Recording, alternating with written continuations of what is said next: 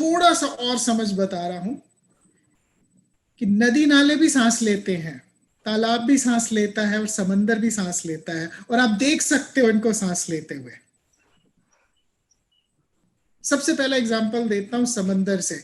कभी भी समंदर के किनारे बैठ जाना और आप देखोगे लहर आएगी बड़ी जोर से और गिरती है, और उसके बाद में लहर वापस आती है।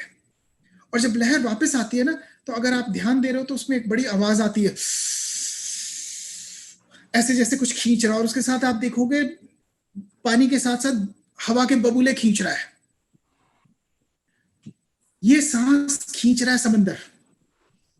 हवा जब वो खींच रहा है, सांस खींच रहा है, ऑक्सीजन उसके अंदर जा रहा है, तो समंदर के रहने वाले जितने प्राणी हैं उनको उस पानी में ऑक्सीजन मिल रहा है। और जब समंदर ऑक्सीजन छोड़ता है तब देखो लहरें आती हैं। वो लहरें क्या है? जब वो मतलब अपनी सांस छोड़ रहा है, बड़ी तेजी से लहरें आती हैं। फिर वो सांस खींचता है, वो लहरें वापस जाती है और देखो आवाज करती हुई जाती हैं। ठीक है, वैसे नदी को देखो, नदी चल रही होती है तो उसकी चाल में वो हवा को समेट रही होती है अपने अंदर और छोड़ रही होती है। और इसी कारण पानी में हवा बनी रहती है, और पानी में रहने वाली चीजों को भी हवा ऑक्सीजन मिलता रहता है।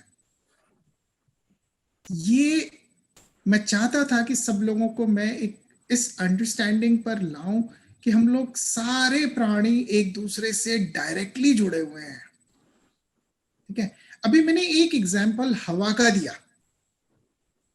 ठीक है, क्योंकि सांस के बिना 2 मिनट से ज्यादा नहीं रह सकता है, पानी के बिना 7 दिन से ज्यादा नहीं रह सकता है। अगर पानी का एग्जाम्पल दूं तो अभी थोड़ा सा जो लोग नहीं जानते हैं उनको ये समझाऊं, जब से सृष्टि का निर्माण हुआ और जब तक सृष्टि रहेगी, जितना पानी शुरुआत में था उतना ही पानी अंत तक रहेगा। पानी कभी खत्म नहीं होता, पानी का सिर्फ रूपांतरण होता है। ठीक है, पानी आपने पिया, वो आपके खून में गया, और एक्स्ट्रा पानी आपके यूरिन से निकल गया, पेशाब से निकल गया। वो कहाँ गया? धरती में गया। धरती में भी कहाँ विलीन थोड़ी हो गया, धरती में भी वो रिस्क करके ग्राउंड वाटर टैंक में चला गया साफ होके। अभी मैं समझाना चाह रहा हूं कि पानी का स्रोत पूरी दुनिया में भी सिर्फ एक है, और वो स्रोत क्या है? समंदर। समंदर से जब धूप के कारण वेपराइजेशन होता है, वाष्पीकरण होता है, वाष्प बनता है, ऊपर जाता है, बादल बनता है, और वो हर जगह बारिश होती है, और वही बारिश पेड़, पहाड़, नदी, नाले, तालाब, समंदर सबको भरती है। एक ही सोर्स से आ रहा है पानी, और हजारों लाखों साल से जब से धरती है वही पानी सर्कुलेट हो रहा है। ठीक है, ये आपको समझ नहीं आएगा, लेकिन मैं बता रहा हूं वही पानी सर्कुलेट हो रहा है। जो पानी हमारा शरीर छोड़ता है वही धरती में फिर से जाता है, फिर से ग्राउंड वाटर टेबल में पहुंच जाता है। ठीक है, और ये कितने लोगों का छोड़ा हुआ पानी है जो कि आज हम पी रहे हैं, और ऐसे ही चलता रहेगा संसार। पानी में एक बूंद का फर्क नहीं है जब से सृष्टि बनी है, और जब तक सृष्टि रहेगी पानी की मात्रा उतनी बनी रहनी है। हाँ, ये हो सकता है कि कहीं पर का ग्राउंड वाटर ज्यादा यूसेज के कारण ज्यादा नीचे हो गया, कहीं का ग्राउंड वाटर ऊपर बना हुआ है, पर पूरी धरती का पानी सेम क्वांटिटी बना हुआ है। जब से सृष्टि का निर्माण हुआ है वही चीज रिसाइकल हो रहा है। चाहे पानी का बर्फ बना लो तो, चाहे वाटर वेपर बना लो तो, वही पानी रिसर्क्यूलेट हो रहा है। मैं इस सवाल की तरफ लोगों का ध्यान आकर्षित करना चाह रहा था, ताकि फिजिकल वर्ल्ड में भी हम लोग ये देखना शुरू करें, हमें समझ आना शुरू कि हम लोग कितना ज्यादा एक दूसरे से जुड़े हुए हैं। हर प्राणी कितना ज्यादा एक दूसरे से जुड़ा हुआ है।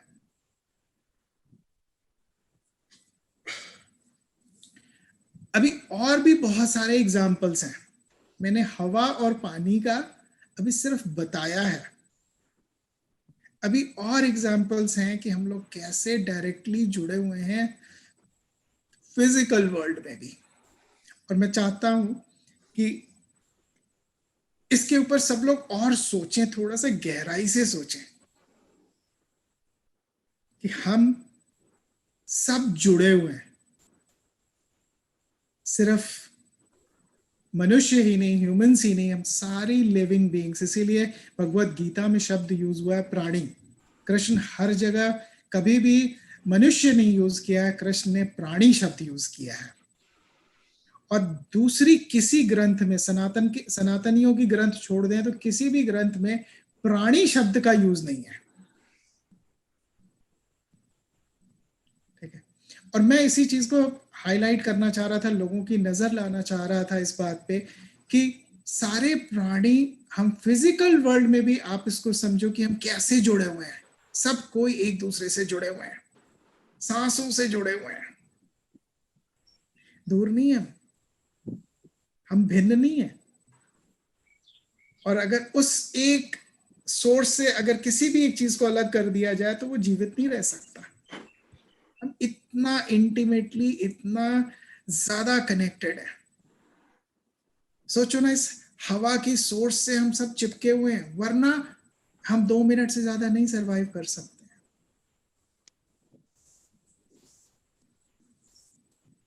तो मैं सबका यहाँ पे ध्यान ये करना चाहता था कि इस चीज को समझें लोग कि हम लोग सारे प्राणी जुड़े हुए हैं। और जब हम जुड़े हुए हैं तो हमारी जरूरतें भी जुड़ी हुई हैं। जो हमारी मनुष्यों की जरूरत है वही पेड़ पौधों की, जानवरों की, पशु पक्षियों की, सबकी जरूरत वो है। और उनमें भी जीव उतना ही है जितना हमारे में है।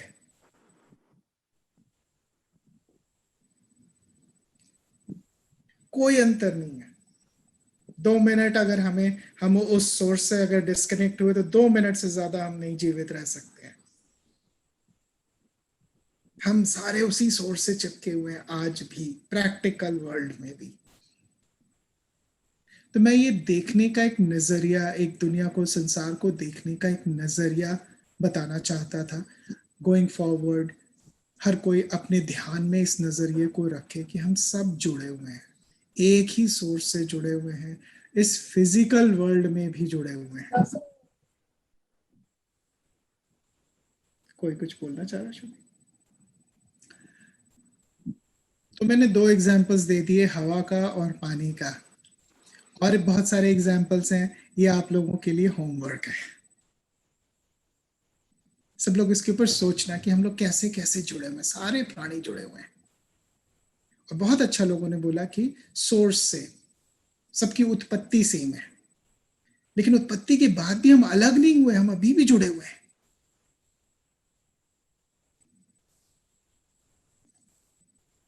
ठीक है, इस बात को समझना बहुत जरूरी है कि उत्पत्ति हो गई, उत्पत्ति में हम जुड़े हुए थे, लेकिन उत्पत्ति के बाद भी हम टूटे नहीं, हम अभी भी जुड़े हुए हैं।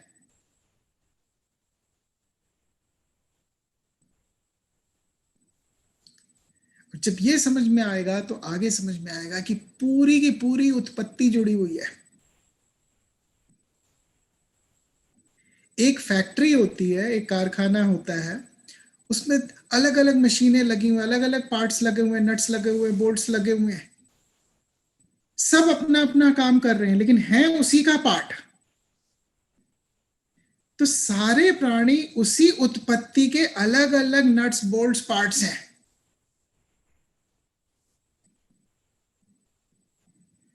ये मैं समझाना चाह रहा था, ये एक एग्जाम्पल दे करके कि सबसे पहले हमें देखना है कि हम कैसे जुड़े हुए हैं एक दूसरे से।